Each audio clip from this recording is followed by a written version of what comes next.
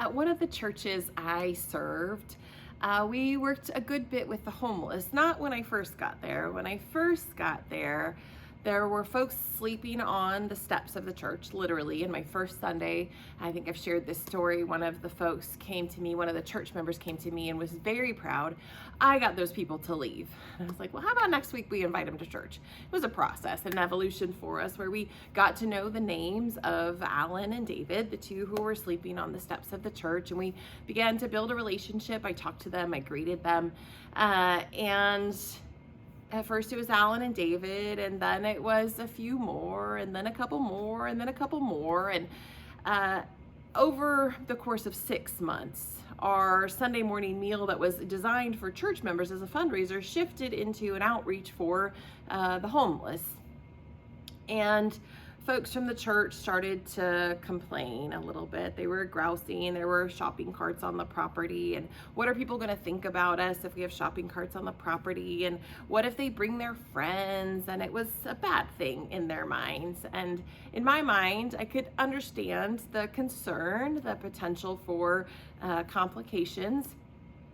But I'm thinking about it as these folks, David and Alan and others, are feeling welcomed and known and recognized and seen. And so they're inviting friends to come and be welcomed and known and recognized and seen. And in my mind, that's good news. That's our job. That's what we're supposed to be doing as the church, is seeing people and starting to learn their stories and their identities and to love them and to meet them where they are. And to be fair, our ministry with the homeless took place over several years, and it was often messy. We were dealing with boundary issues and health concerns and safety issues, and working with people, working with the police who didn't generally want to work with us. We moved so that we progressed to being able to offer that hot meal on Sunday mornings to about 75 people every week.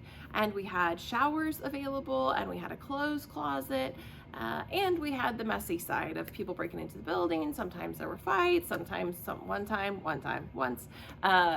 one of them lit somebody else's shopping cart stuff on fire.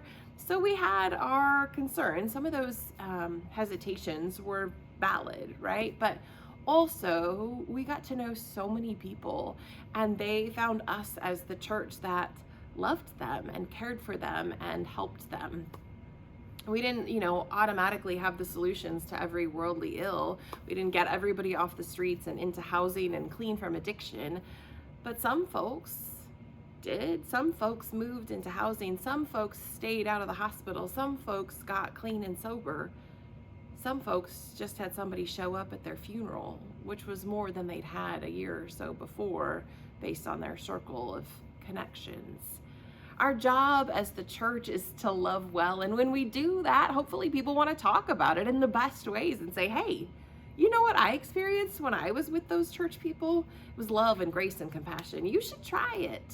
We want that word to spread. And so as we reach new people, as we do new things, friends, there's going to be growing pains. And yeah, they might invite their friends, but really that's a good thing. That means we are doing our job of being disciples of Jesus really well. And I think that's a really exciting thing. And I hope that you will too, that as we see people who maybe don't look like us or sound like us or live like us, that we will be open to getting to know them, learning their names, learning their stories, and welcoming their friends when they invite them. Take care, friends.